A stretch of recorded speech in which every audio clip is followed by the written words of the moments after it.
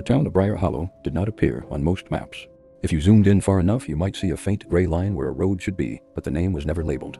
People who lived nearby said that was intentional, though no one could ever explain who would have made the choice or why. Evan moved there by accident. He had been driving for hours, trying to beat an incoming storm, when his GPS lost signal. The rain came down hard and sudden, blurring the road until the world narrowed to headlights and asphalt. When he saw the sign for Briar Hollow, hand-painted and crooked, he turned without thinking. He needed gas or shelter or both.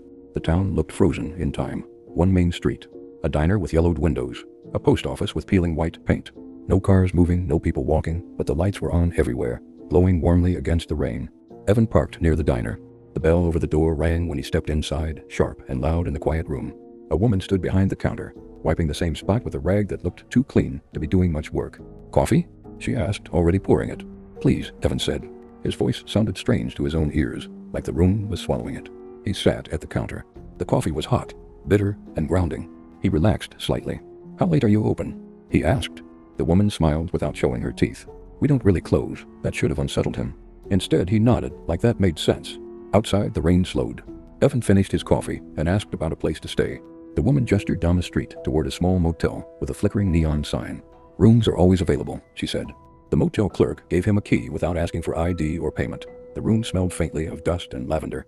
Evan fell asleep almost immediately. He dreamed of knocking. Not loud knocking. Polite knocking. Steady and patient. When he woke, the sun was up. His phone had no signal.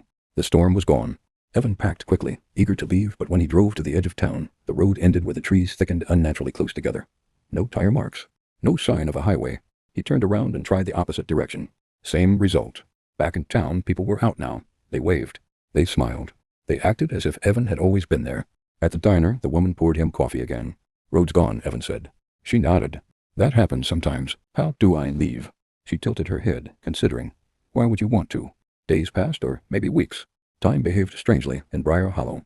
Evan tried to keep track, carving marks into a notebook, but the numbers stopped making sense. The sun rose and set, but not always in the same place. He noticed something else too. Every night there was knocking. Always polite, always measured. Never aggressive.